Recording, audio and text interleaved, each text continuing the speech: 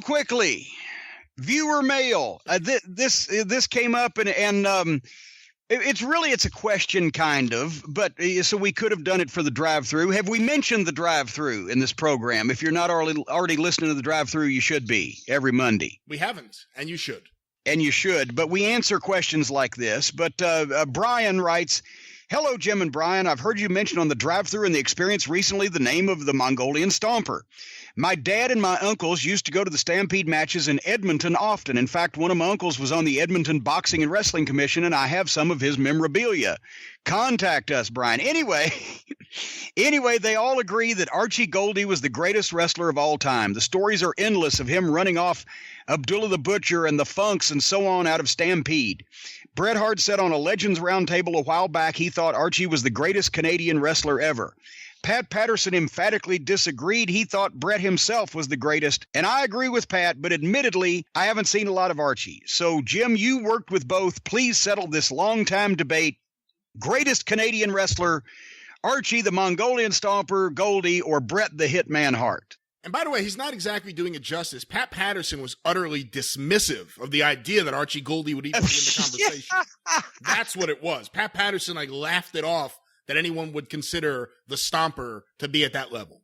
Well, but, and here's the thing, being from Montreal, or the Montreal area, or the French-Canadian population, I'm sure Pat's wanting to go with a Rougeau or someone from the Montreal end, but Bret is from Calgary, and it's pretty well acknowledged that Archie Goldie was the most fearsome and longest running, biggest drawing heel over the period of time that Stu Hart ran or promoted Stampede Wrestling. So in effect, they're both kind of right, because it depends on, even as Meltzer says, what you grew up with.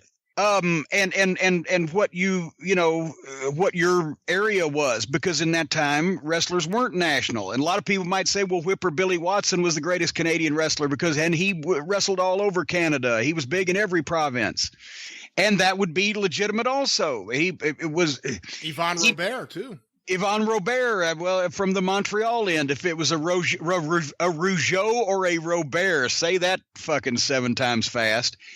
And you grew up in Montreal, that's who you think was the greatest of all time. In Ontario, it might be Whipper Billy Watson, or it might be Killer Kowalski, because Kowalski was he not originally from Windsor? Or was he born on the Michigan side? Nevertheless, in Calgary, it's going to be one of the Harts, or depending on if you are one of the Harts and you grew up watching this guy make a major impression and do huge business for your dad, it could be Archie Goldie. Well, remember, he cut that promo that scared Bret when he was a kid, that he was going to come to the house and destroy the Hart mansion brick by brick. Yes. And it legitimately scared the Hart children. They really believed it. And I've got to be honest, in when you think about it, definitely Bret was a better babyface than Archie, and also a better wrestling technician, and did better high spots, and did, and the people who are smart to the business know what I'm talking about. But Archie was a better heel and a better character, if you want to use that word, a better, I hesitate to say gimmick, but he was just a more intense, scary looking, a striking appearance, huge, mean looking personality that was he stood out in a fucking crowd. And so he was a more memorable gimmick or character or personality or whatever, and a better heel. And Bret was a better wrestler and a better babyface.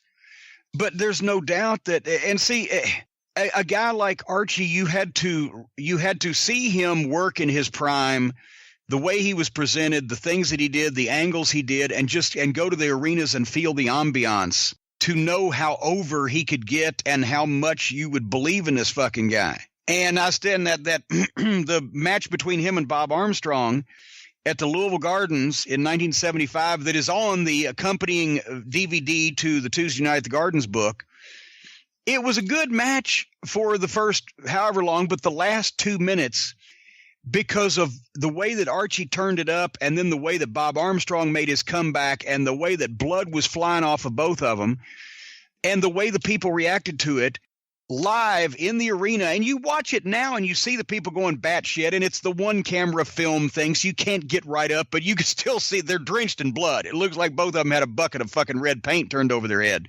You can see that, but when you were in it live with those 5,000 fucking fans, that was the goddamnedest 2 minutes of fucking wrestling and people going crazy and just electricity. That's still one of the hottest 2 minutes I've ever seen in the business. He just had an intensity and the people were into it, but he comes off the ropes and Bob pre-bladed. And I did not know that was a concept yet. I still didn't really know about the blade, but I could figure something was going on if the guy grabbed his head afterwards, right? But Bob pre-bladed at just such a time where the people were watching Stomper hit the ropes. He comes off and jumps up in the air, and that big stomp straight to Bob's forehead. And Bob sits up, and it looked like a red waterfall across his face. And I'm in the front row. And so I could see the blood just shoot out of his fucking head. I'm like, holy shit. It was the goddamnest thing you'd ever seen. And from that point on, and everybody else saw that too. And the people were, and then finally when Bob made his comeback and Archie was opened up and blood was flying and Bob had those drawback punches that he'd draw back from the next fucking county and lay in, and just the people, their reaction to it. You said this was a fucking guy that was incredibly over and got an amazing reaction just because you couldn't fucking tell whether this guy was nuts or not. So Archie's in the conversation, and a lot of people don't ever think of him as a Canadian wrestler. They go with the Whipper Watsons or the Roberts or Rougeaus or Hart family or whatever. Kiniski, Canada's greatest athlete, because that was part of his gimmick. And Gene Kiniski would be, for a world champion NWA style wrestler of the 50s and 60s, Kiniski would probably be better than all we just mentioned. And you know, but they don't think of Archie as a Canadian wrestler, part of it because he's the Mongolian Stomper, in part because they just don't realize he was born in Canada. But Brett did, and he agrees with that. So I just wanted to bring that up. I would have been curious if Pat Patterson, if someone had been there to figure it out, if it was a bias specifically against Archie Gouldie, or if it was kind of a Montreal elitist thing where like no one outside of the province of Quebec could be up at that level, because we had Yvon Robert, we had Mad Dog Vachon, we had Johnny Rougeau, we had Jacques Rougeau Sr., not realizing that not only do you have history on the west end of the country, but also Toronto's right there. Well, but Pat worked for years also on the West Coast, and there was guys in, Kiniski was in Vancouver, et cetera, et cetera. Pat, maybe was there ever a time where wasn't there a time where Archie was supposed to go to New York and something happened or didn't happen? Maybe there was some behind the scenes issues. Who knows? Because Archie was known also and as somebody that would take off. Maybe in the past, there was a situation where he bailed on Pat when Pat was in a previous territory or whatever. Was the thought with him being a Bearcat right, the fact that both guys have no problem just walking off, that maybe they would like negate each other? They would stay because they were together. I don't know. That is something that we might have to dig deeper into why that anybody. I don't know whether it was Jerry Jarrett. That was still when Goulas was in charge of the whole company. I don't know why that Bearcat Wright was brought in and put with a guy that was noted of bailing at a slight. So, but then, as a matter of fact, he was just brought up because Archie Gouldie is the guy who called J.J. Dillon right after he broke up with Bearcat Wright in Tennessee. Archie was going to Texas and he needed a manager because he hated to do his own promos. He thought it killed him, which it did. And he asked JJ to be a manager. JJ had never thought about managing before. But because Bearcat Wright, this guy in Louisville at the Gardens one night, Stomper, I think it was against Jackie Fargo. And I believe Bearcat Wright had taken a cheap shot behind the referee's back. And Wright was 6'7", 275 pounds, former professional boxer. He had stopped wrestling because I think he had a heart condition. But he had been a world champion wrestler. He was the first recognized black world champion of a major organization, the WWA, in Los Angeles in the 60s. They like to tell the story, about Simmons and et cetera, but that's not anyway. So this fucking guy, a old black man, well, not old, but he was in his 40s. So he was old to me because I was fucking 13, right? But he's about a foot shorter and about 100 pounds lighter than Bearcat Wright. And he walks up behind him, and I see it's coming. And I'm not the photographer yet, but I'm in the front row with my Instamatic, right? So I got a couple of shots, which later on I gave to Christine Jarrett for the lawsuit. This guy grabs Wright. Wright's back is to him because he's looking at the ring. He grabbed Wright by his left arm and spun him around and threw a punch because his eye level was Wright's chest, right? He threw a punch right into Bearcat Wright's midsection. And Wright just didn't even flinch, just looked down at him and hit him with the quickest left right I've ever seen. He knocked him out with the left, but he hit him in the face on the other side with the right before the guy dropped. And when he dropped, then he had these cowboy boots on, and he started football kicking the guy straight in the face. And by the time the cops could come and get the Bearcat Wright off the guy that had attacked him, this guy's in convulsions, right? They're dragging him out by his fucking feet.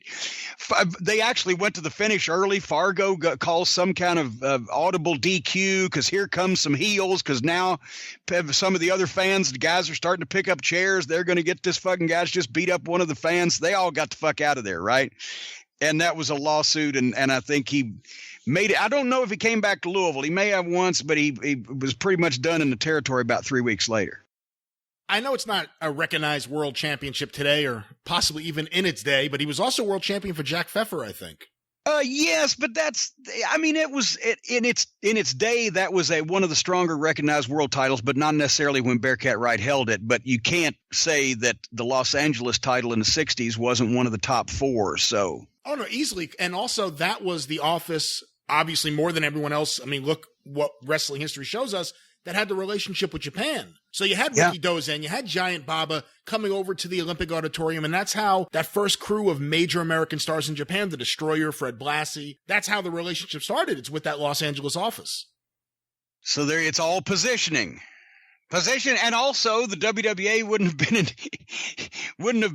title would not have been defended by Dick the Bruiser in Indianapolis if he hadn't worked out there and said, hey, that's a good name for a goddamn.